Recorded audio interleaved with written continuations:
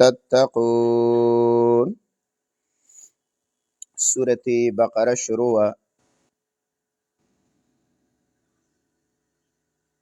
د سورة بقرة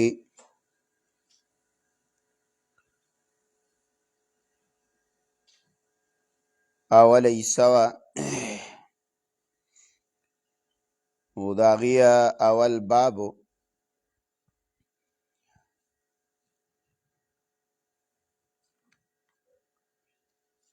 د دې زینا دویمه حصہ د اول حصے دویم باب شروع کیږي. دار څلوېښتم نمبر آیات پورې دی. په دې کې دعوا د توحید ده. هغه په پنځو دلایلو عقلیو سره ثابتوي.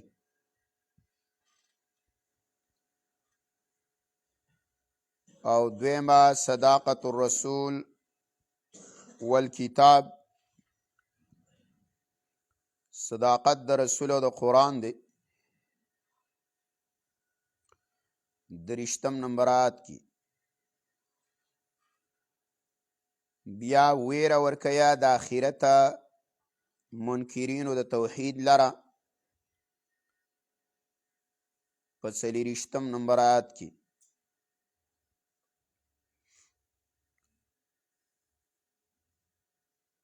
بیا جواب دی د شبهې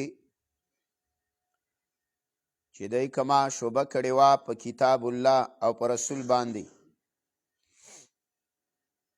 په شپږیشتم نمبرات کی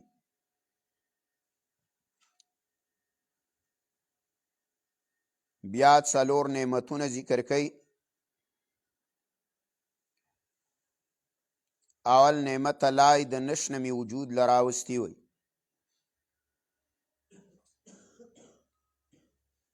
دویم نعمت د ځمکې اشیا مې الله وی تاسو پیدې د پاره پیدا کړي.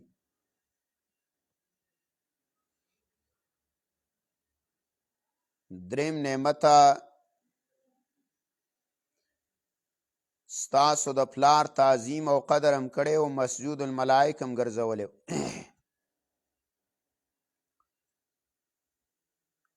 څلورم نعمت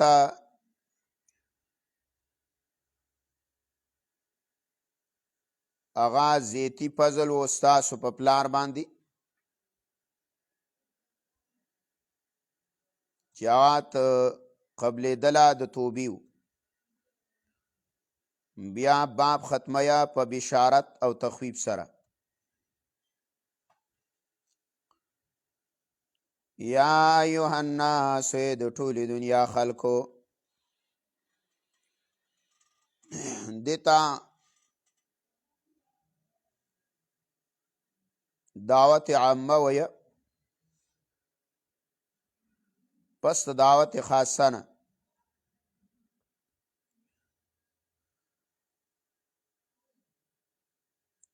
یا ایها الناس د ټولې دنیا خلکو اعبدوا ربکم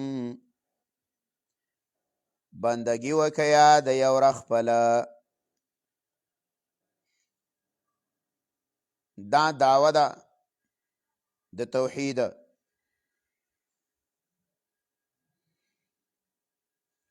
عبدالله بن عباس وی رضی اللہ تعالی عنہ عبادت یا خاص کو پرب پوری ما سوا د نور مخلوق نه ځکه بل چا لره په دعوت کی عبادت کی شریکول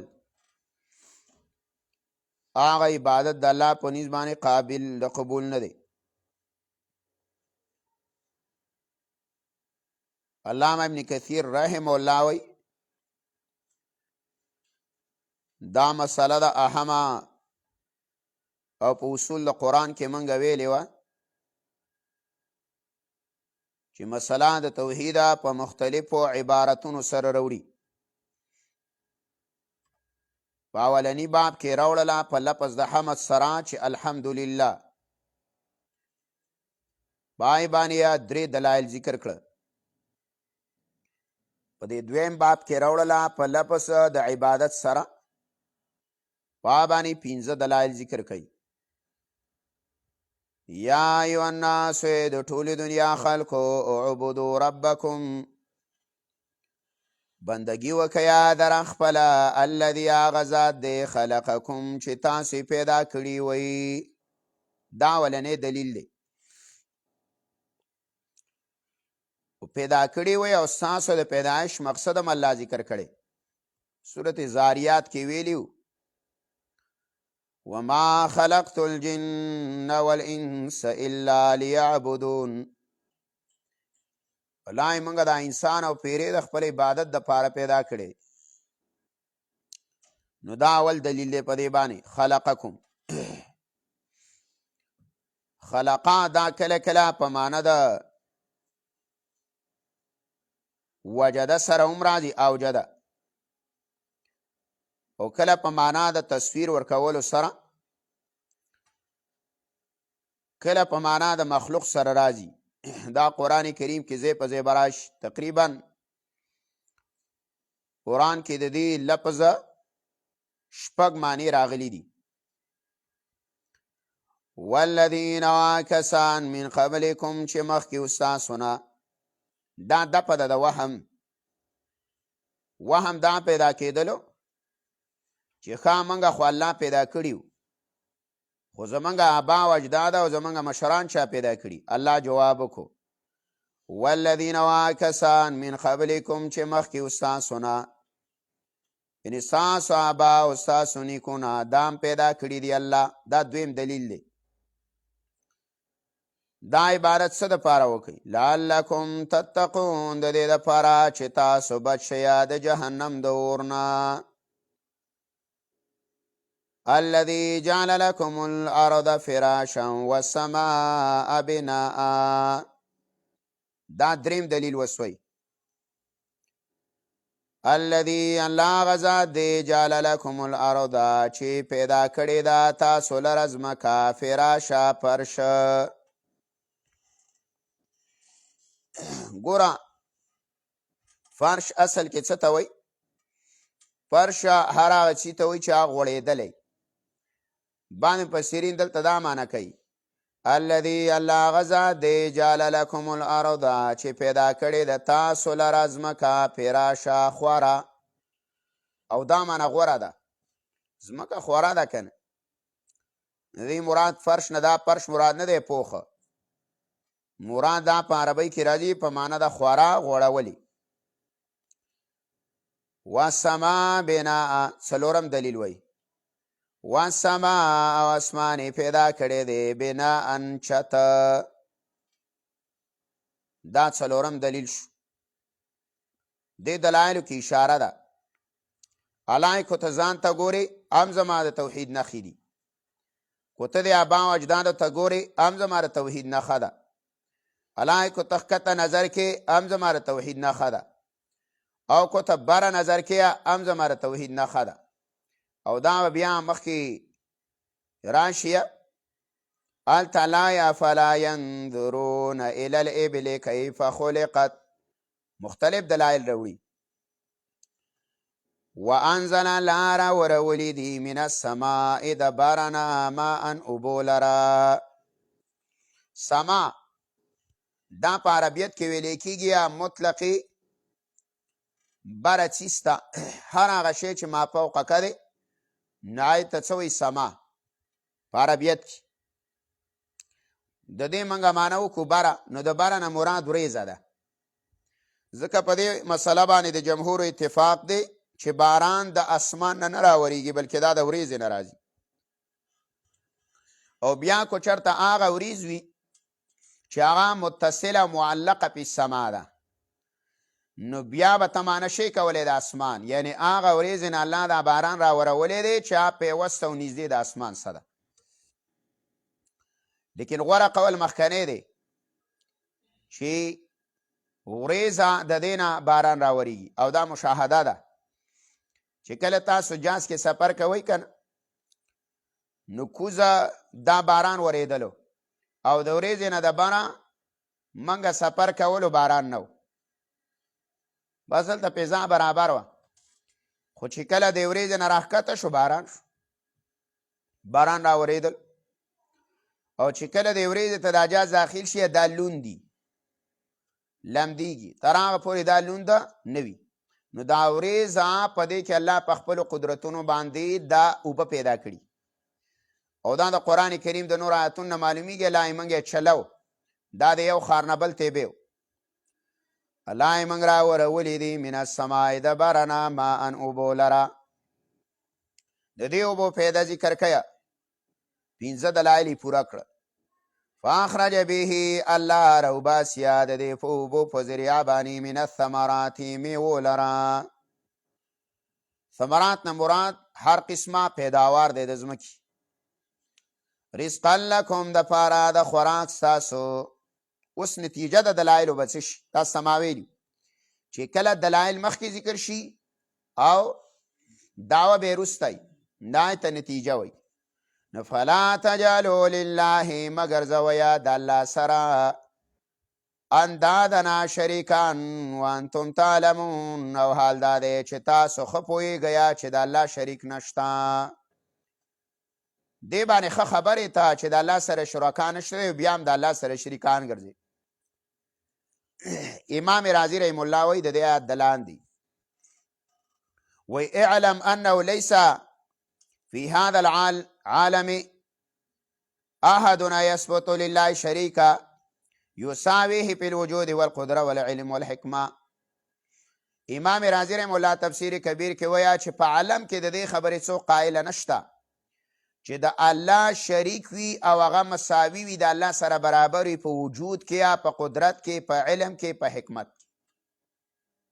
دا د اوسه پورې څوک نه تیر شي، لکه داسې څوک نشي ویلی چې د الله شریک دی د الله په شان، د الله شریک دی د الله په شان علم دی، د الله شریک دی د الله په شان صفات دی پکې، دا څوک نشي ویلی. نو ګوره دلته چې کومه دی دا ثابتوي که نه او نه ده، مطلب یې دا دی دی به ویله چې دی واکدار دی په شانته د الله د خیره، او دی واکدار دی په شانته د الله تعالی د شره. څنګه چې الله انسان ته خیر رسوي نو دی به ویه زمونږ معبودان یې مرسوي، او دی به دا ویله چې څنګه الله انسانه د شر نه بچیه نو د قرنګې زمونږ خدایان او زمونږ معبودان یې د شر نه بچیه. فلا تجعلوا لله مگر زویا خاص الله سره شریکان، دا د نت جمع ده. وانتم تعلمون او تاسو ښه پوهېږئ چې د الله سره شریک نشته دی. یو معنا. دویمه معنا وانتم تعلمون او تاسو ښه پوهېږئ بجعل الله لکم الارض چې الله خو تاسو له ځمکه و اشیا ټول پیدا کړي دي. ستاسو معبودانو دا کم څه 15 دلایل چې ذکر شو، په دې 15 اشیاو کې ته وګوره ستا معبود څه پیدا کړي؟ هېڅ یې موی نه دي. نه لا ته ښه پوهېږې چې هېڅ یې نه دي پیدا کړي، او بیا هم د هغه باوجوده د الله سره شریکې. وإن كنتم في ريب مما نزلنا على عبدنا، دا صداقت د قرآن دی او د رسول دی. وإن كنتم کو چاہتا ہے ویا تاسو فی ریبنا په شک مما د هغه کتاب نه نزلنا چې موږ را لېږلی دی علی عبدنا په بنده خپل باندې. ګوره یو خدای کې صداقت دی د قرآن، یو پکې صداقت د پیغمبر دی علی عبدنا کې ورته اشاره ده. دې وجې نه مفسرین ویا کو چا د عقیده ولرله چې د عبد نه مراد ما سوا د رسول الله نه بل سړی دی نو فقط کفر بالله و بالکتاب، دې سړی کفر وکړو په الله او د الله په کتاب باندې. دا اجماعي مسله ده چې دې کې عبد نه مراد محمد رسول الله صلی الله علیه وسلم دی، دا تینا مراد دی. فاتو نو تاسو راوړئ بصورتنا یو صورت من مثله په شانته د قرآن. اوس مسله دا ده صورت څه ته وایه؟ صورت یو طائفه یو ټوکړه د قرآن تاسو راوړئ. تفسیر مدارک دا وایي 3 آیاتونه راوړئ. اوس مسله دا ده چې قرآن کریم کې الله تمام مخلوق د دې قرآن د مقابلې نه عاجزه کړي دي. او دې ته تهدید وایي او دا په مختلفو طریقو سره دی له دعوت ورکړی. الله ځا د قرآن یو 3 آیاته راوړه، خو د قرآن 3 آیاته نشي راوړلی. الله ویا یو صورت راوړه، خو دا نشي راوړلی. یو خبره وکړه الله یا په مثل د قرآن باندې راوړه. سورت بنی اسرائیل کې ته مطالبه کړې ده د جمیع قرآن. سورت بنی اسرائیل آیات د 88 هلته الله مطالبه کړې ده، وی ټول قرآن الله وی راوړه.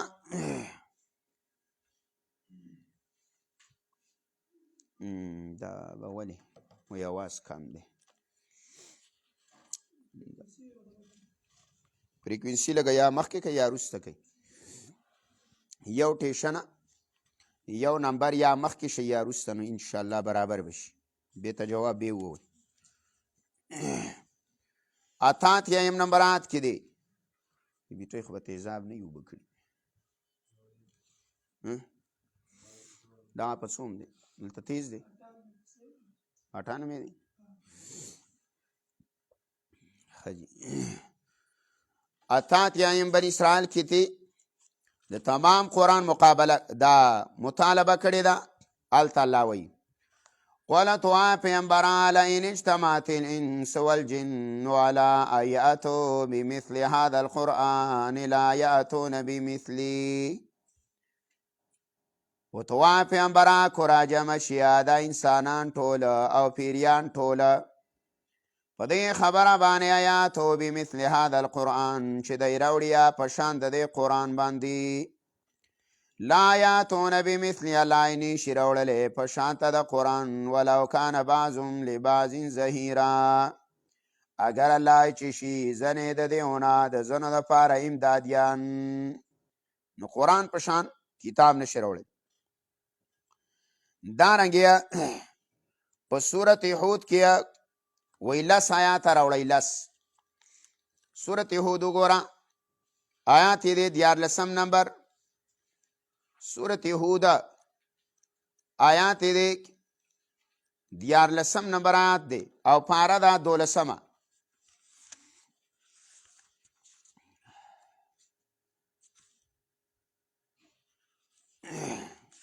14 نمبر آیات کې وی ام یقولون بلکې دا خلق وای افتراو د ځانه جوړ کړی دا قرآن. قلت وایا فاتو راوړی بعشر سور مثلی 10 سورتونه په شان ته د قرآن مفتریات چې د ځانه جوړ شوي وي. ودعوا راوبلئ من استطعتم هغه څوک چې طاقت یې لري ستاسو نه ما سوا د الله نه کو تاسو په دې دعوه کې رښتینې وئ. دارنګه په سورت یونس کې ورته وایي یو سورت راوړی. سورت یونس آیات دی 38 نمبر آیات دی. په دې پسې شاته سورت دی متصل 11 پاره کې 38 نمبر آیات کې وایي یو سورت راوړه. ام یقولون بلکې دا مشرکان وایي ابتراو د ځانه جوړ کړی دا قرآن. قلت وایا فاتو راوړی بې سورت مثلی یو سورته په شان ته د قرآن باندې. ودعوا راوبلئ څوک چې طاقت یې لري ستاسو نه ما سوا د الله نه کو تاسې وئ رښتینې. دارنګې دلته چې کوم آیات کې موږ یو دلته بعضې صورت دی، دلته کل صورت نه دی مراد. یو ټوکړه راوړه تفسیر مدارک وایي 3 آیه 3 آیات راوړی ځه. دارنګې صورت تور کې ورته وایه د قرآن په شان خبره وکیه. آیات یو ګوره د صورت تور آیات دی 34 نمبر آیات دی. صورت تور آیات دی 34 نمبر. هلته ورته الله وایي تاسو د قرآن په شانتي کې یو خبره وکئ. پاره د 20 34 نمبر آیات 20 پاره.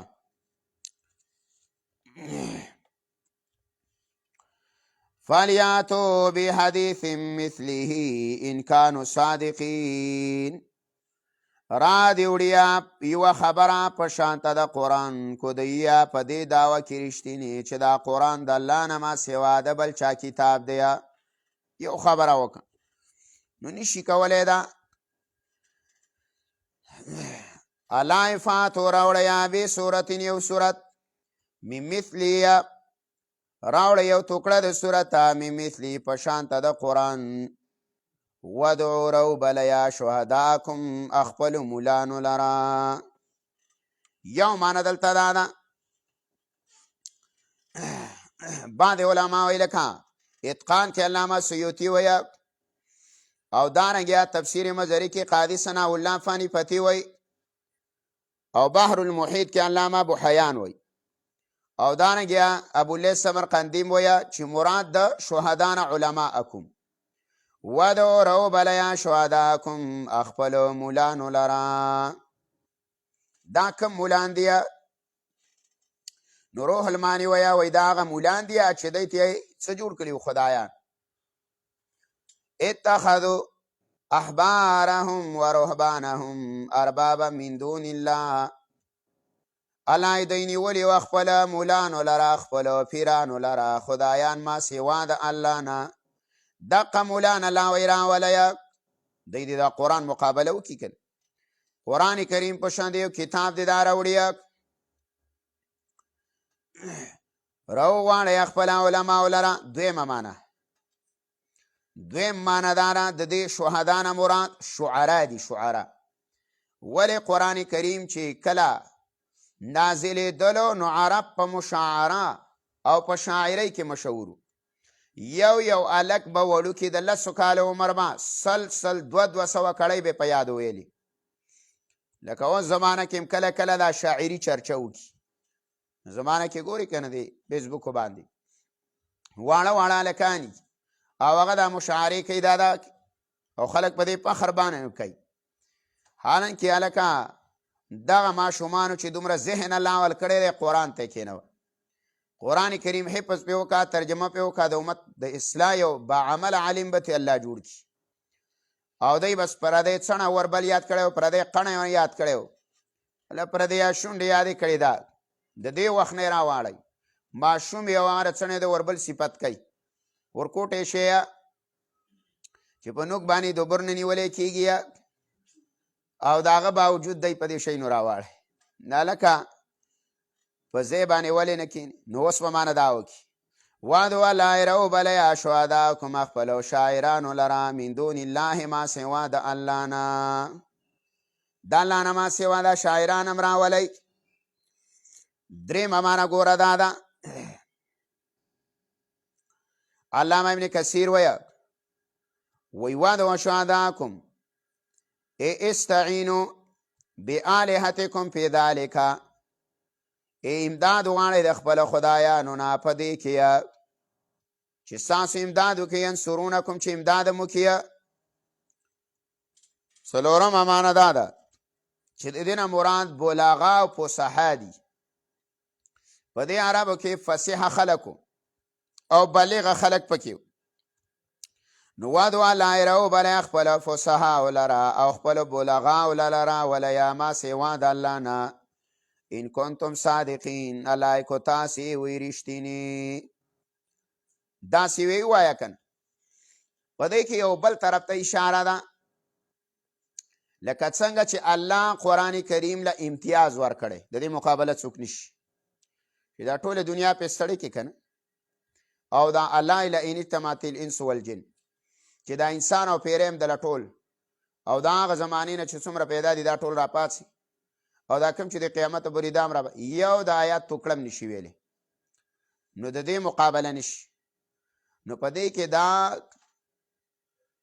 سبق دی ما او تعالی را چې د قرآن کریم د داعی مقابله هم نشي کولی لکه رسول الله د قرآن داعی و نو د قرآن مقابله چا نشوه کولی نو د محمد رسول الله مقابله هم چا نه ده کړې الله ولا روب ورکړی و کنه یو روایت کې راځي یو میاشت فاصله پورې به تی دشمني ریدو په روب کې به نو په دې زمانه کې اوس هم چې کم د قرآن کریم صحیح داعیان دي او په قرآن کریم د هغې عمل دی او د قرآن کریم دعوت او اواز اوچتیا، نو د هغې حق روبداد دی کوم چې د صحابه کرامو له الله داعیانو د قرآن له ورکړی، نو د داعی مقابله ته نشي کولی. تباک څه وایي خوري خپله او سوځي د بل. نو ګوره که ته ډېر هم ویه چې یاره د قرآن چغه به زه بنده کړم، کلی که نه دی بعضې جوماتونو له موږ لاړ شو. پرون زه یو ختم له تلی و، هلته یو ملګری وایي خلکو راته منصوبې جوړې کړي، وایي چا به راته دا کار کوه چې داسې مه کوه، دا داسې کوي دی له واړه ورلېږئ، یا دا قرآن ښایي ترجمه ورته ښایي یا واړه ګمراه کوي. کله به ویه دا قبر عذاب نه مني، کله به دا حیات النبي نه مني، کله به یو خبره کله بله، خو چغه خو یې نشي بندولی. هغه ساعت په ساعت کې ده او ترقي او کم حد ته ورسي. 50 وړولی فراغت ورکو، واړه یې فارغه کړه. نو داسې په هر مقام کې تاسې چغې مه وه. د قرآن اواز ابو جهل دلې نه دی بند کړی. آی به دا نارې وانې لا تسمعوا لهذا القرآن، ویل دا قرآن ما اوریا. الله زه به وله داسې نوم کېدمه چې ټوله دنیا به تسلیم کړي چې اورې به. نو قرآن په معنی د څه دی؟ د ډېر لوستلی شوي کتاب، او ټولې دنیا ومنله، دا نه بندېږي. دا خو هسې د بېځای د خلکو خبره چې حکومتونه هم راپاڅي، ظالمان هم راپاڅي، بدعتیان هم راپاڅي، بریلیان هم راپاڅي، یهودیان هم راپاڅي، نصارا، د قرآن چغه نه بندېږي. دا یاد ساته.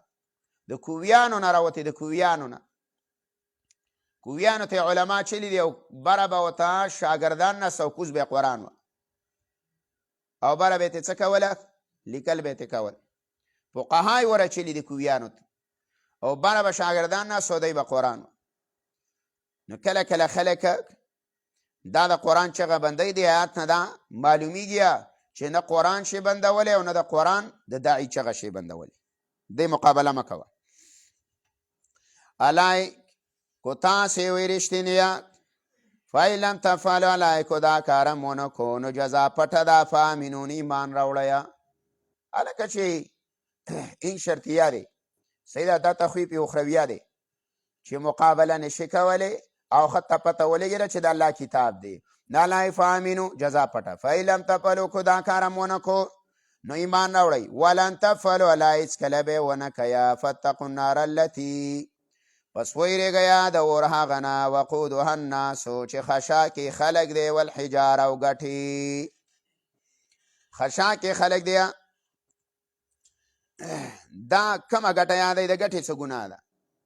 مراد د دې نه الناس کې هغه خلک دی چې مشرک دی، شرک په الله کړی. او دارنګې حجاره نه مراد هغه ګټه ده چې دی به عبادت کولو، کومه ګټې به یې به ځان پسې مګله. لکه صحابي وایي که نه رسول الله سلم ته وایي عجیبه معبودانم خوړ کې به روانو ناوکي، او چېرته به مینه ګټه به م بېنیستله، هغه به م جته واچله، دا عبادت به م کولو، او بیا به چې کله راته ښکلې ګټه بله میلاو شوله، وایي هغه به م ګزر کړه، دا بله به م جب کې واچله. نو دا د دې معبودانو په خپلو لاسو باندې څوک دا یې جوړ کړي. نو علامه ابن کثیر رحمه الله د دې نه مراد هغه ګټه ده چې عبادت کوو. الحجارة التي، هغه ګټه یشرک بها چې باندې به شرک او د الله سره، یا ذکر د حجاره دی خو مراد تېنه مطلق معبود دی. نو اوس په معنی داسې وکړي او دا غوره ده. فاتقوا النار التي، الای ویرېږئ د اور هغه نه، وقودها الناسو چې خشاکې دی خلک، والحجاره او د کافرو معبودان. هغه معبوده چې د دې ځانه جوړ کړی او د هغې عبادت به کولو. نو بعض وایي مراد نه نفس المعبود دی من دون الله، لکه سورت انبیا کې دا معنی راځي. 98 نمبر آیات کې عبدالله بن عباس رضی الله تعالی عنہ فرمایي چې مراد د دې نه هغه ګټه ده چې دی به د ځان نه جوړه کړې وه د اله په نوم باندې. اعدت للکافرین، دا تیار شوی دی د کفاره د کافرانو. وبشر الذین آمنوا، بشارت ورکیا. دا د قرآن قانون دی، دا یاد کا چې کله الله تخویف ورکي منکرین ولره، نو فورا تسلی ورکیا نیکانو لره، ګوره چې تاسو دې کې نه وئ. ولې؟ مخکې هم ویله اعدت للکافرین، دا کافر له دا اور تیار دی، مؤمن تعالی جنت تیار دی. وبشر الذین لا زیر ورکیا کسانو لرا آمنو چې ایمان یې راوړی دی. دا عقیدې ته اشاره وکړه. نو ګوره زیر بار هغه سړي له ورکوي چې د هغه عقیده برابري. نو د جنت په داخلېدلو کې اول سبب څه شی دی؟ اصلاح العقیده، چې عقیده به دې برابري. اوس که د یو سړي عقیده نه ده برابره او د دې ډېر اعمال دي نو اعمال برباد دي. د دې د وجې نه تاسو به قرآن چې کوم ځای ووایئ او الله کوم ځای کې ترغیب ورکوي نو اول دا خبره کوي الا الذین آمنوا وعملوا الصالحات. عمل وروسته ذکر کوي ایمان او عقیده. د دې د وجې نه موږ خلکو ته وایو چې اول عقیده برابر کا. عقیده دې مرداره ده، عمل خو دې پرېږده وه. مسقاتونه به سر وروسته شمارو، څلوېښتۍ به سر وروسته شمارو، درېیمګړې رسم او رواج. خو لاول د عقیده برباد ده. کله یې په اسره د محمده، کله یې په اسره د داتا گنج بخشه، کله یې په برکت د دې خساله منې. دا ټول شي کي. بعضې خلک دا ټکی وایي ګوره، دا زموږ د مولانو کې هم دی. بعضې خلک وایي ستا په برکت، وایي یاره دا کار هم وکړو. دا عوامې په دې نیت نه وایي چې دی شرک کوي، او نه بعضې طلبا وایي په دې نیت باندې چې دی شرک کوي. خو دا ټکی صحیح نه دی. ته سوچ وکړه که لکه تا یو سړي خواله ورلی وي چې ستا په برکت، نو دا آیات دی کوم ځای کې پرېښود چې تبارک الذي بیده الملک. نو د دې معنی به څه ده؟ منګه خو چې مبارک برکت اچوونکی یو الله دی، مولا نه دی. نو که تا یو عالم ډوډۍ له بوتو نو داسې مه وه چې ستا په برکت، داسې ورته وایه ستا په دواګانو. دا شي رسول الله روټۍ له بولی دی، پیغمبر علیه السلام صحابه کور ته بولی دی، خو رسول الله صلی الله علیه وسلم ته دا نه دی ویلي چې ستا په برکت. نه پیغمبر ته وایي ای د الله رسوله فدعو لنا، موږ له دعا وکړه. نو په دعا د پیغمبر علیه السلام باندې دا کار شوی. نو دا ټکی به د ځان نه درې کوي چې یاره ستاسو په برکت باندې او ستاسو دا زمونږ بعضې طلباو د بعضې امیانو عادت شوی دی. نو چې موږ بل ته مشرک واو نو خامخا ځان به هم د دې ټکي نه بچی کن. نو دې نه ځان ساته. ګوره دا ټکي خطا دي. د برکت مسله موږ دا د قرآن روغ مضمون په دې راغلی. د قرآن چې 4 حصې کړی دی موږ، نو یو حصه پکې دا ده چې المبارک فی کل شیء هو الله. برکت والا په هر یو شي کې یو الله دی. نو چې ته وې ستا په برکت او د پلاني په برکت او د پلاني په برکت، نو معلومه دا شوله چې د قرآن د یوې حصې نه منکرې او په 4 د ایمان دی. نو چې د قرآن د یو آیات نه منکرې نو بیا خو دې په کفر کې شک نشته. نو چې ګوره دا ټکي مه کوې که نه، د دې نه ځان ساته. صحیح ده؟ اصلاح د عقیدې ډېره ضروري ده. نلای وبشر الذین زیر ورکیا کسان لره آمنو چې ایمان یې راوړی دی وعملوا الصالحات او عمل یې کړی دی نیک. دای ترغیب ورکړو څه له عمل صالح اوله. نو ګوره د عقیدې نه وروسته د عمل کوشش کوه. اول به عقیده برابر کړي، بیا په عمل الصالحاتو کې دا عمل مقید کو. عمل څه کو؟ مقید کو په صالحات ټکي سره. صالح څه ته وایي؟ ما وافق السنه. هغه عمل ته وایه چې موافق د سنت د رسول الله سره. امام بیضاوي وایه العمل الصالح ما سوغه الشرع وحسنه. یعنې هغه عمل ته صالح وایه چې شریعت ور ښایسته ویلی او شریعت ویلی چې دا عمل ښایسته دی. ابن کثیر وایي ما وافق الکتاب والسنه، هغه چې موافق وي د قرآن او د حدیثو. د څه برابر یا د قرآن او د حدیثو ور برابر وي، هغه عمل ته صالح وایي. علامه ابن قیم رحم الله وایي عمل صالح څه ته وایي؟ وایي العمل الصالح الخالی عن الریا والمقید بالسنه. عمل صالح ته وایه چې د ریا نه خالی وي او مقید په سنت یې، ریاکاري پکې نه او د سنتو سره تړلی شوي. بیا وایي ثم لا يدخل الجنه بالایمان بلا عمل صالحین. د معتزله دا رای ده چې په نفس ایمان باندې بغیر د عمل صالحونه جنت ته تلله نه دي، نشي تللی. وایي موږ دا خبره وه چې دا نه معتزله و رای ده. ایمان چې دی په نفس ایمان باندې به سړی جنت ته ځي او په درجات په جنت کې دا په څه میلاوي؟ په عمل صالحه. دا غي دلیل دا دی وایي وعملوا الصالحات دا یا تب کړی په څه باندې یا په ایمان. نو وایي د ایمان او د عمل صالحونه بغیر جنت ته تګه دا نشي کېدلی. د اهل سنت الجماعت رای دا ده یدخل الجنت بالایمان والعمل الصالح لرفع الدرجات. وی عمل په ایمان باندې با جنت ته ځي او درجې چې دی چوتوي الله نه په عمل صالحه. دا ټکی یاد ساته. وعمل الصالحات او عمل کړی په طریقه د پیغمبر باندې. اوس ګوره په هر عمل کې طریقه د رسول الله پکار ده. کو ته هر عمل کې چې هغه ته دین وي او په نورو امورو کې بعضې امور دي په دې کې فرق کوئ. بعضې امور انتظامیه دي او بعضې امور عادتیه دي. په عادت کې منګه د سنت څه نیو؟ منګه د سنت مکلف نیو. عادت څه دی؟ لکه ستا عادت دی ته هره ورځ غوښه خورې یا د ښځو عادت دی هره ورځ ستا بچې پسې نه یان. نو وایي زموږ نه ګیره په څه کېتلې نو هغې خامخا چې په خوراک کې صحابه هغې داسې وي لکه ګډ دی. نو مسله دا ده چې دا عادتي امور دي. په عادتي امورو کې موږ مکلف نیو. خو په شرع کې اوس دغه دی لباس دی. څوک رومال په سر کوي، څوک سپینه ټوپۍ، څوک سره ټوپۍ، څوک توره، څوک کوټ اغوندي، څوک څلور ګټې لمنې کوي، څوک ساده لمنې کوي، څوک نستون یا د تاڼو کوي، څوک سادهګي. څه حرج نه دې کې څوک مکلف نه دی.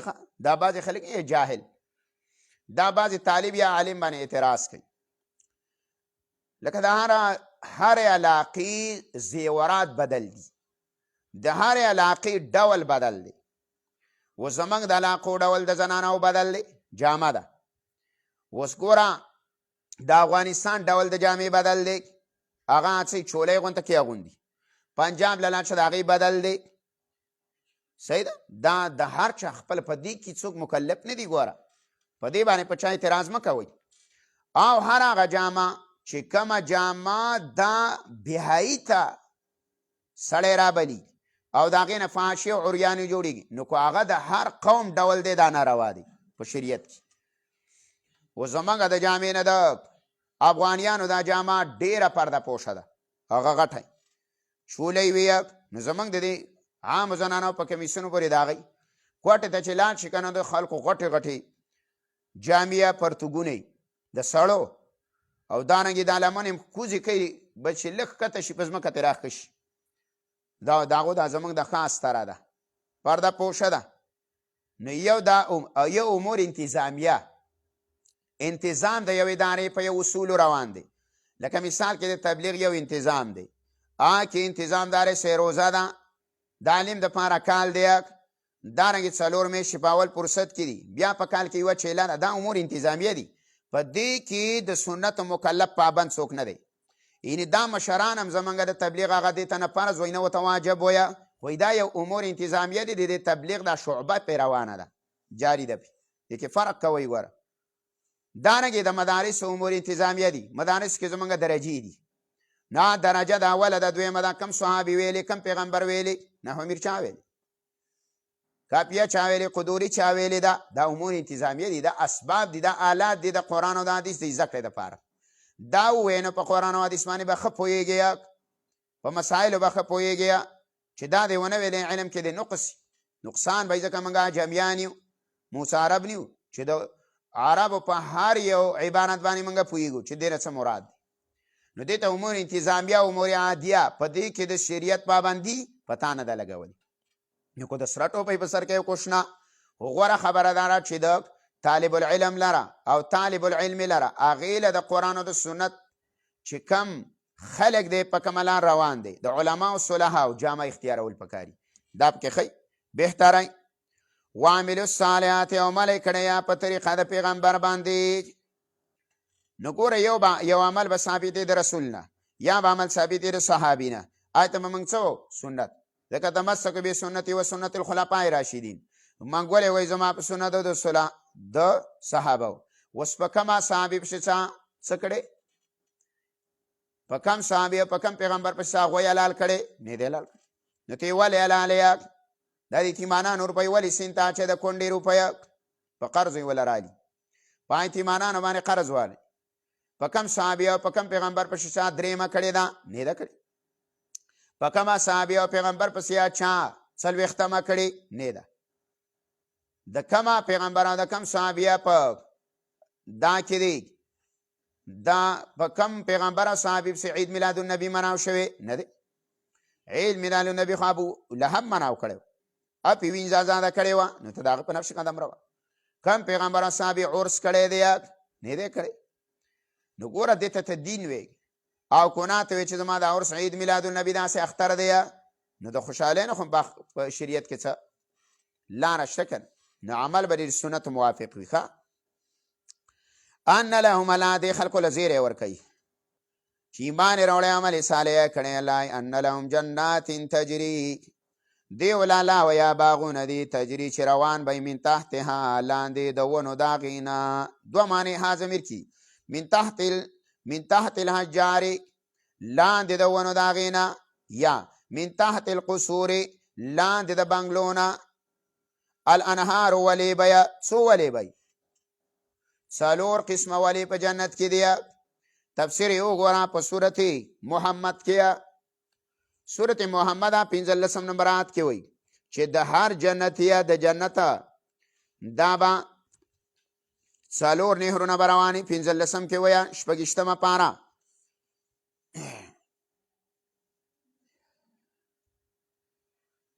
ونهارون الله وایي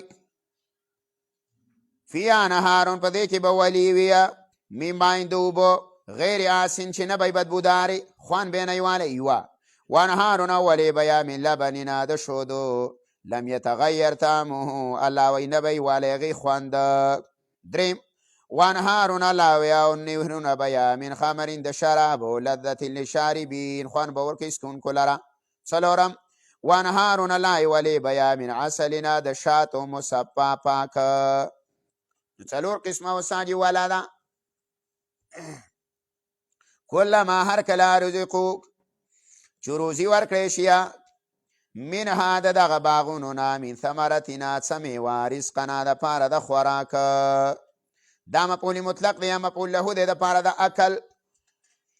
اکل لپاره څه له درکړی شي دپاره د خوراک دله درکړی شي نو قالو دا جنتیان به وایي هذا الذي دا خو هغه روزي ده دا خو هغه میوه ده رزقنا چې موږ لاره کړی شوې وه من قبل مخکې فی الدنیا دا خو مړه اقه معنه ده دا خو اقه امرود دی اقام دی اقه لوچه ده اقه خوبانۍ ده من قبل چې مخکې را کړې وه موږ له په دنیا کې یو معنه دویم معنه قالوا وای با هذا الذي دا خو هغه میوه ده رزقنا چې موږ له راکړی شوې وه من قبلو مخکې د دې نه فی الجنت په جنت کې اوس مخکې پرونه مو خوړله دا هغه میوه نه ده څو نه مړه د هغه نه ده و اتو به ور به کړی شي الله دغه میوه متشابهنه یو شانته به یا په رنګ کې خو تواده لږ ودرېږه او شیشه ښکته که خو وره بدل به یې په خوند کې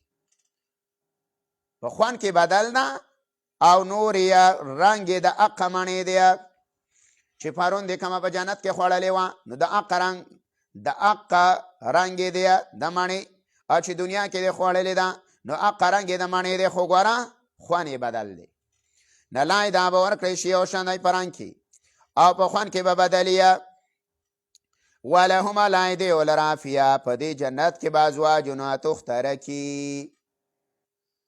ازواجونه بیبیانې به وي مطهرتون چې دا به پاکې کړې شوي وي دا به پاکې کړې شوي وي د څه نه به پاکې وي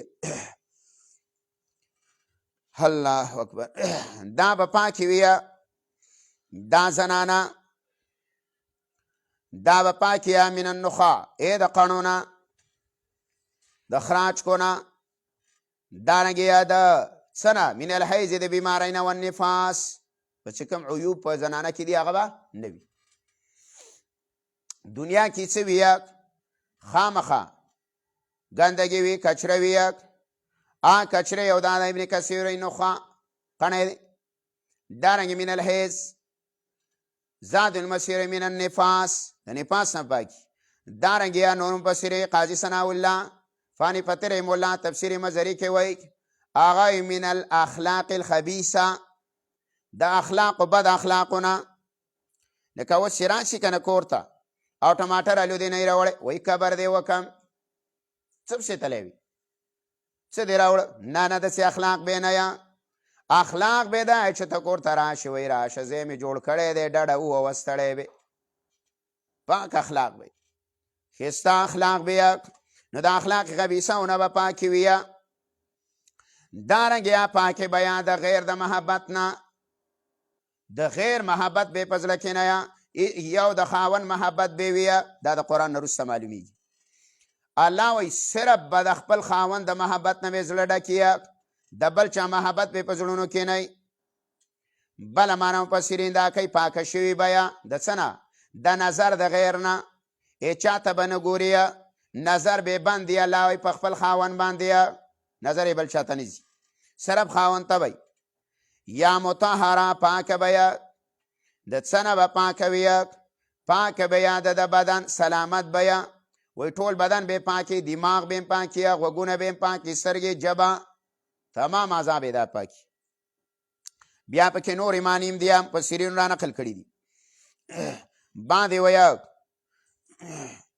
چې مراد د دې نه هغه من الغایط د لوی او د اسماتې نه به پاکې وي من البول د بولو نه به پاکې وي. دا څه منې خوراک څښاک جنت کې وکړي که نه بس په تندي به دې خوله راشي او راکړه خط بېرته به یې روش راوړه بس هر څه قلب بند چې څه لارې ګودرې دي ټولې ته به الله تعالی والي مکمل لارې ګودرې د پسې بند دی. صحیح ده بد جنتي صفتونه دي کنه الله دې زمونږ نصیب کړي. بیتا آیات له لاړ شه ښه. ګوره چې کله انسان اول نابالغي نو چې نابالغ یا نو د ده نه قلم چوت دی دا خو باچا دی. نو چې کله دا بالغ شي نو څه وایه یاره وایي د کوډګۍ په کار ده کوډګۍ نه الله د کوډګۍ غمله کړی دی ان لهم جنات تجري من تحتها الانهار. الله ویه هلته مکانات دي ګوره د باغونو په شانتې هغې کې به اوسېږي. نو لاول غمله ځوانه ختم کړی دی کوډګۍ غمله کړی صحیح ښه. بیا چې کوډګۍ وي او دا کور وي نه خامخا وایي چې کوی پکې په کار دی چې زنانه بهر ته اوبو لنځي نه لای من تحتها الانهار. دغه باغونه او دغه مکاناتو کې به الله وایه سویټي ویلونه به نهرونه به بیږي به نو د اوبو غمله کړی دی بهر ته به نه وځي بس کور کې بار څه بار ته څه پسې مزه. نو چې دام کله وشلو نو بیا اسې اوبه بیږي خلک وایه چې کم از کم لږ باغ خو وکره ما ټماټر مماټره الوګان پیاز ولوچاو وغیره. نالا کلما رزقوا منها من ثمرة رزقا قالوا هذا الذي رزقنا من قبل. دا ټول آیات به دغه څه لګېدلی دی. نو باغونه دې وشلو او میوې پکې مختلفې راوختلې نو کور یې دله درکړو اوبې یې دله درکړې میوې یې دله درکړې نو که کور هم ډېر مزېدار یا او بنګلوي او باغونه مې خو چې اسې وزېدله وړ په شانتې او بېتران نه وځي نو خلک وایي څه وزګار شوی نو چې خامخا تخترکه کور یې نو کور ته راننوځي د ماشین الله وایي او هغه هم شته ولهم فی ازواج مطهره. دا رې څلورمه شوله شمارې که نه زه خو پنج پیر جوړوم نو یو پکې کوډګۍ یو پکې کوې یو پکې میوې او څلورم پکې بیبیه کوډۍ پکې شو. نو ازواجونه الله وایي بیبیانې به یې مطهره پاکې به یې. نو بیا وایي مړه وایي پردی کټ د نیمې شپې وي وایي هسې نه چې د خان ملک کوټه او بیته مې ترې وباسي نه الله وایي وهم فیها خالدون. دی به الله وایي په دغه کوره په دغه جنت کې خالدون همیشه به یي. نو پنځه دا پنځه پارڅه کې پوره کړي.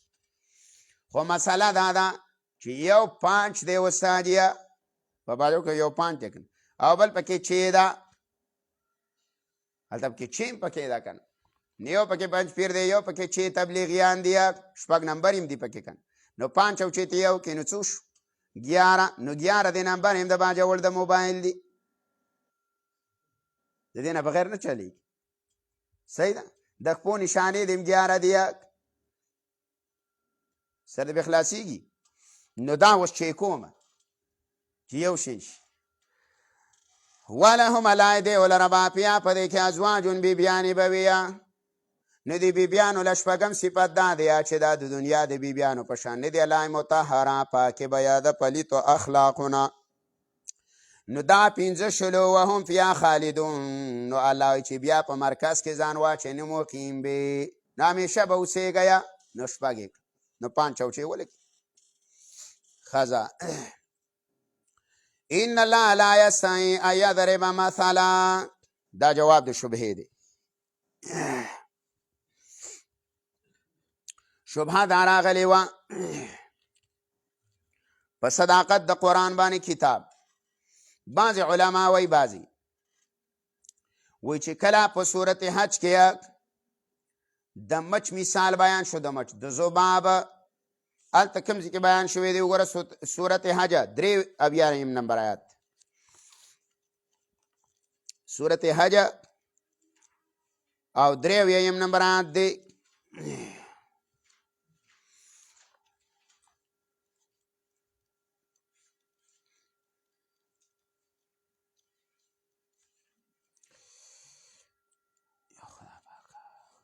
صورت حج 83 نمبر آیات 18 پارا.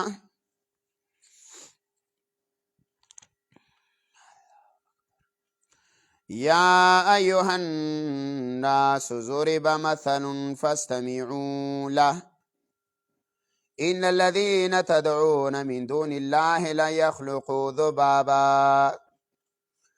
خلق الله ویا چې تاسو را بلئ ما سوا د الله نه ګوره دیا نشي پیدا کولی یو مچه. ولو اجتمعوا له وګره چې ټول ورته راجمع شي او که وڅښتئ الله دا مچه د دیونه شیئا څه لږ الوا لا یستنقذوه منه الله نه شي ترې اخیستلی. الوا باندې کله کله کیني که نو ته پسې منډه ځه تېتې وال لاړې اوس ساجي په ملکان به اوښتې. نو چې دا مثال رالی نو د اعتراض وکړو ویل دا څنګه د الله کلام دی. وی دې کې خو مړه د مچانو مثالونه دي. نو ویل معلومه دا شوله چې دا د الله کتاب نه دی. اوس په دې باندې بېرته سوال لازي چې صورت حج دا په نزول کې 103 دی. دا کله نازل شوی؟ 103 صورت دی. د دې نه مخکې 102 102 صورتونه راغلي او صورت بقره په نزول کې 88 دی. نو څنګه جواب مخکې رالی او سوال وروسته شوی؟ سوال په 103 کې شوی دی او جواب یې په د دې داسې مثال دی چې سوال په جواب په 2024 کې شوی دی په 2015 کې او سوال په 2024 کې وشو. نو دا خو مسله ده. څنګه جواب مخکې کړی دی؟ سوال لا راغلی نه دی او دا جواب شوی. نو وایي دا صحیح نه ده. نو بعض علما وایي چې اصل کې د صورت عنکبوت مثال چې الله بیان کړو د غڼ غڼې هلته وګوره 41 کې صورت عنکبوت 41 نمبر آیات 41 عنکبوت پاره د شلمه 20 ته داخل شه.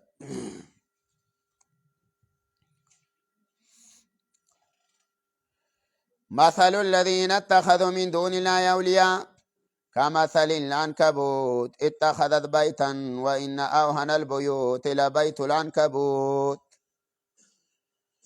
نو دلته عنکبوت غنغنې ته وایي. د دې مثال بیان شو. دا معبودانو تشبیه وله ورکړه د هغې د عبادت د هغې د عبادت تشبیه وله ورکړله. نو دوی ویل دا څنګه کلام دی؟ نو اوس بیا سوال لازم چې دا خبر هم صحیح نه ده. ولې؟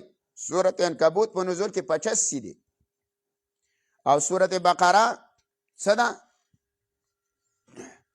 صورت بقره چې ده نو دا خو څه ده؟ 87 ده. نو سوال دا راځي بیا چې صورت عنکبوت مکی دی او سورت بقره مدنی ده. اگر چې په نزول کې څه دی وروسته دی 85 دی. صحیح ده، سوال صحیح دی او جواب هم صحیح دی، خو فاصله ډیره ده.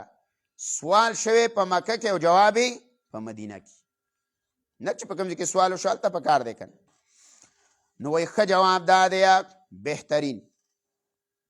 بهترین جواب دا دی چې په سورت بقره په دې مخکنو سورتونو کې دا بحث ونه شو یاره.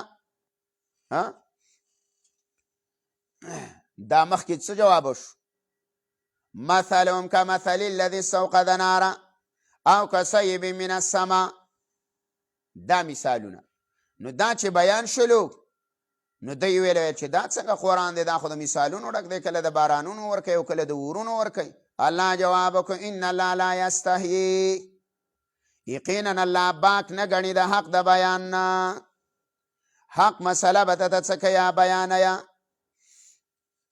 او دارنګه بعضې وایه چې علامه سیوطي نقل کړي دي هغه وایي په اسباب النزول کې هغه پټ کړی دی.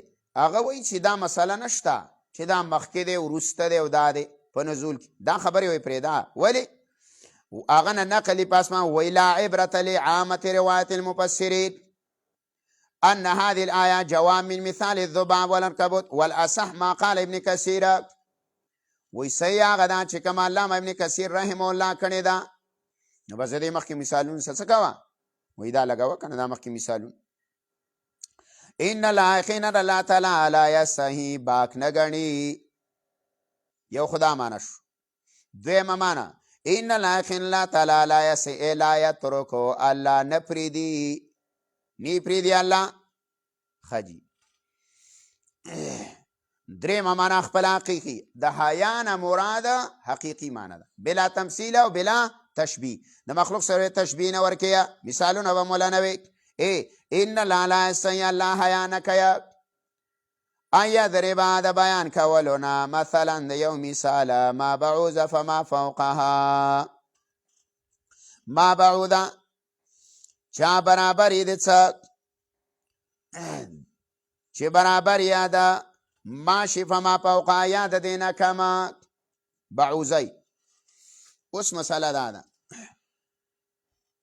چې ګوره قرآن کریم کې ډېره مثالونه راغلي دي. کله مچ وی، کله ماشی وی او کله وغیره د دې نور اشیام وی. د دې هغه تفصیل به موږ دا وکړو بیا ځکه چې اوس اوږد کېږي. مسله دا ده چې اصل کې دا مچ او ماشی دا د عجایبو نه دي. د عجایبو نه په مچ کې ځان له لس قباحتونه دي. صحیح ده. په ماشی کې ځان له قباحتونه دي. په ذباب کې ځان له قباحتونه دي. په بعوضه کې ځان له قباحتونه دي. په هغه مقام باندې و ګوره اوس دا دغه چې دی که نه دا هاتي، نو هاتي دا خړتم څومره پیړ دی او غټ، لیکن دا بند دی. صحیح شوله. او چې کمه څه دی دا ماشی دی، نو دا ماشی دا نری دی او دا سوری دی د سرنده ستن په شان. نو په دې کې بل حکمت وایي په دې کې دا دی چې په دې باندې الله یو غټ کافر وجلی و. کافر څوک و؟ نمرود.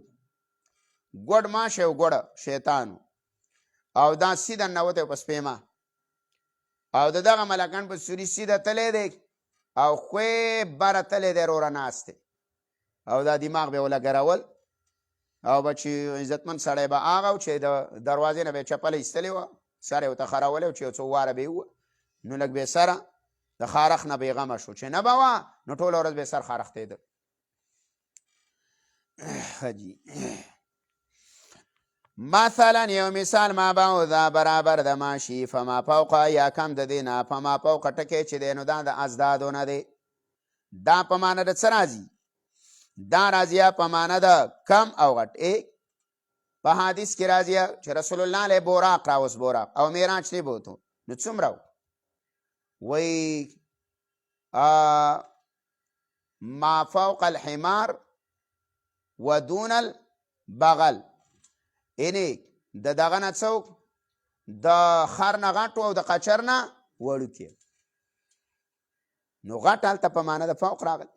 صحیح شوله. نو دلته هم تش یا زیات یا کمه. فاما الذین پس کسان آمنو چې ایمان یې راوړی دی. اوس تفریق کوي پس د بیان د مثال نه چې ګوره کله بیان مثال بیان شي نو خلک دوه قسمه شي. یو هغه خلک چې په مثال باندې پوه شي الله ته هدایت وکړي.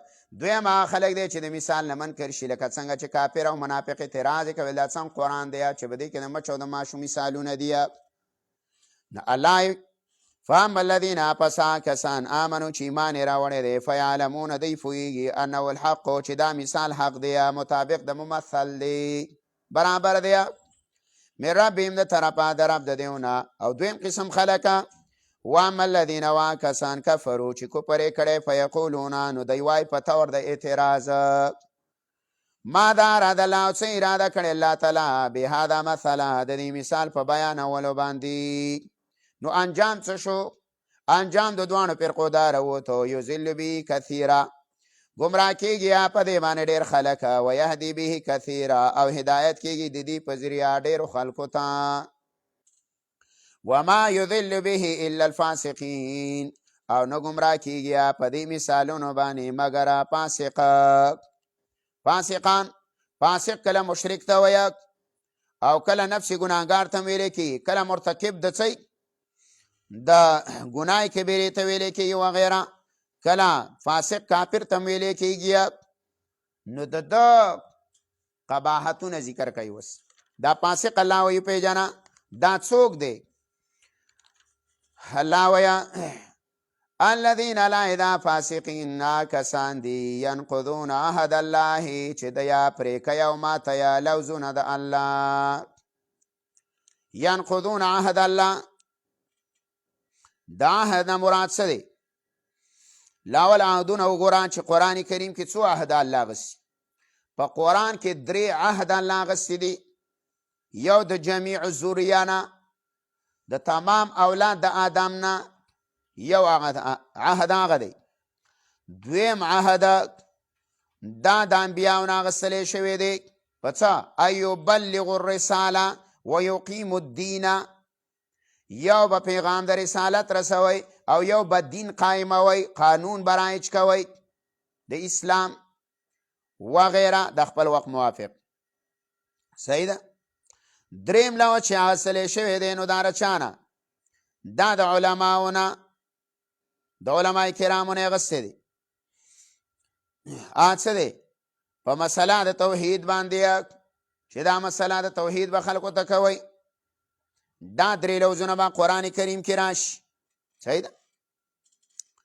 نو د دې ټولو ته دا داخل دی. اوس الذین فاسقان کسان دی هغه امیان ینقضون عهد الله چې دی د الله لوزونه ماته یا لوسو. الله ته ویلي الستو بربکم زم رب نیمه نو تاسو ولې باباګانو لځئ؟ ولې لات او منه لځئ؟ ولې عزا لځئ؟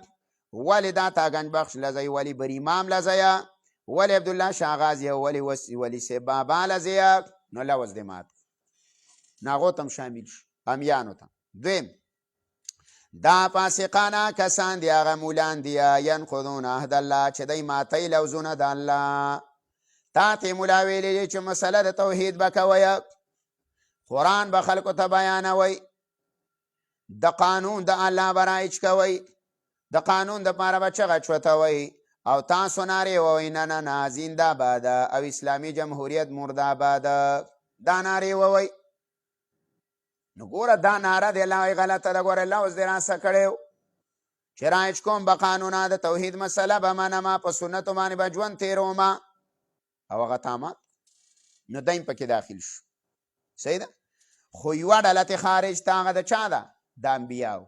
د انبیاو نه چې کوم لوز اخیستلی شوی دی نه په اکمله طریقه هغه خپله مقام ته رسولی.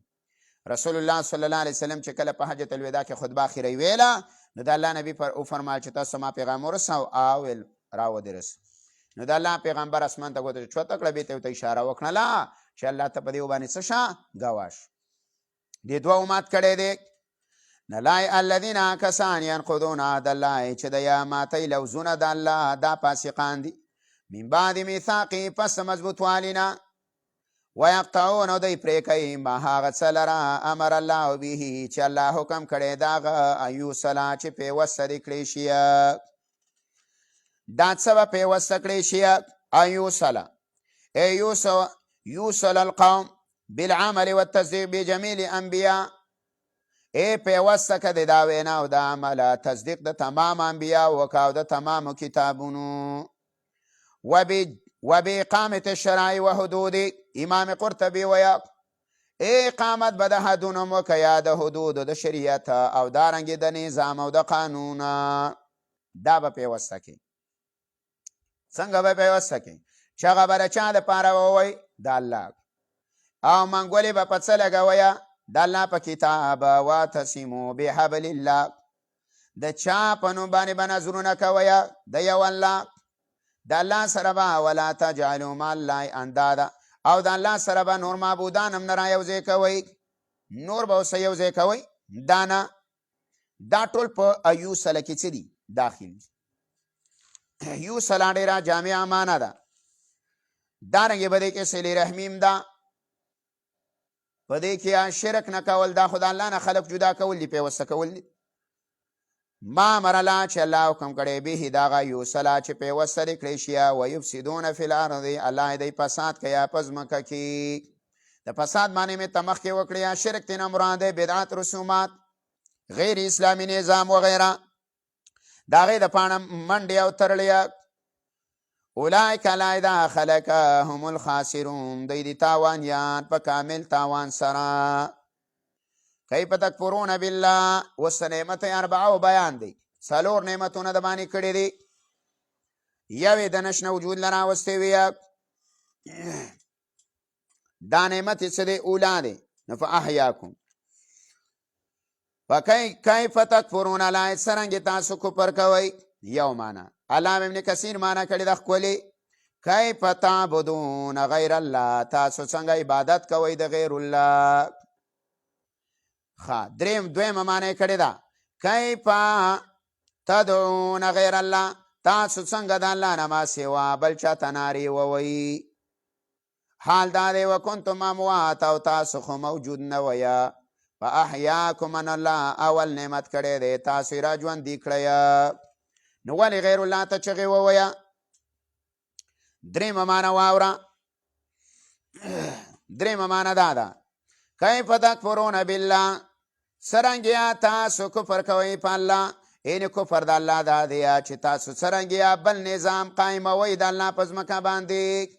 حالانکې ته خو الله د اسلام د نظام دپاره پیدا کړی په مخ د ځمکه. دا واده نه ده. هغسې مخکې مې ته ونه ویل چې دا الله ګوره واده اخیستې ده. نو الله یې ګوره زما د نظام نه ما سوا به بل نظام په ځمکه باندې نه رایج کوئ. د هغې دپاره به الله وایي چغې نه ووایي. دا خو ناشکري ده. دا اولني نعمت څه ده؟ ناشکري ده. کیف تکفرون بالله. تاسو څرنګې کفر کوئ په الله باندې. وکنتم اموات. او حال دا دی چې تاسو وئ مړه. فاحیاکم. الله ژوندي کړئ تاسو. ثم یمیتکم. بیا به مړه کړي تاسو لره. ثم یحییکم. بیا به م را ژوندي کړي. ثم الیه ترجعون. بیا به د الله ته واپس شئ. اوس پکې شماره مرګونه دي، څو دی او ژوندونه. نو اوس به ته پته ولګي چې د بدعتي او د بریلي عقیده د قرآن حدیث موافق ده که نه. ما ته ته ویله هر سړی به دعوه کوي چې زه اهل سنت والجماعت. هر سړی به دعوه کوي چې زه مؤمن یم او ایماندار یم. خو موږ به د عمل په قرآن او حدیث تلو. نو که عمل د قرآن او د حدیث برابر دی، پنج پیری دی، خو صحیح ده. او که چېرته عمل د قرآن د حدیث نه هټ کړی دی، نو هسې دې ځان ته پنج پیری وایي. داسې خو ډېر خلک نارې وایي چې موږ یو دا پلانې یو پلانې یو. خو نه نه وایي تا تله قرآن او حدیث تله ده، دې باندې دې تلو. نو ګوره دلته وایه چې امواتا. تاسو نه وایه نو یو مرګ. صحیح شوله. فاحیاکم. نو دنیا ته یې راوستیه نو یو ژوند. د نشنې وجود ته کړئ نو یو مرګ شو، یو ژوند شو. ښه دنیا ته چې رالیه نو ثم یمیتکم. بیا به مړه کما. نو بیا الله تاسو وجنیه نو دوه مرګ شو. دنیا کې به مرې. نو ثم یحییکم. نو بیا هم په آخرت کې را ژوندي کړي. نو ثم الیه ترجعون، بیا به د الله ته واپس شئ. به چې را ژوندی کړې بس الله ته به لاړ شي. نو په دې کې اوس بل ژوند د دنیا شته. دی ویا چې دنیا کې تره وایي د دنیا په شان په قبر کې ژوندی دی نه، لکه وی دوه ژوند دی او دوی مرګ. او دا خپله باندې اقرار به مو کې په ورځ د قیامت باندې چې الله دوه ځل دی را باندې مرګ راوست. نو ګوره مسله دا ده چې اوس ته د برزخي ژوند ته خو موږ ژوند وو، خو دا حقیقي ژوند نه دی. ځکه دا انتظارګاه ده د دنیا او د آخر. د دنیا اختتام دی د عمر وشو او د آخرت په انتظارګاه کې ناست دی، بس به راشي بیا به وروخي څه دی به خلاصېږي. نو دا حقیقي ژوند نه دی د برزخ، دا د دنیا او د آخرت په منځ کې یو فاصله ده. نو د هغې د وجې نه دلته حقیقي ژوند نه دی ذکر کړی. نور د برزخ ژوند شته چې ستا روح لاړی نو چېرته لاړی. کلش نه مې تپوس وکړو، ما ویل چې الله بېرته ژوند من شته کو نشته دی آخرت؟ نه لکه ویل به چې لاړې خو لاړې. نو ما ویل چې دا روح څه شو؟ ته خو هسې اوس خو خبرې هم کې سترګې هم رپې لاسونه هم خوځې. نو ما چې ته مړ شه سلسلې پرې څه شو هغه روح؟ هغه چې د کوم ځای نه راغلی ولته لاړ. دا د هغه جواب.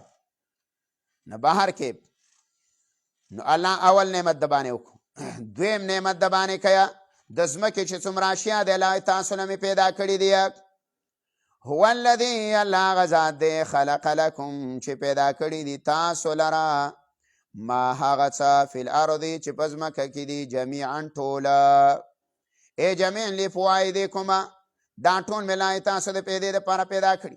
مخکې یاد به اوس بیا ولګې متاعا لکم ولانعامکم، دا څه نه ته پیدا نه او څه نه څاروي یې. دا د دویم نعمت شروع دی. ثم استوى الى السماء، بقص وکړله اسمان ته، فسواهن، نو برابر یې کړله سبع سماوات، اوه اسمانونو لره.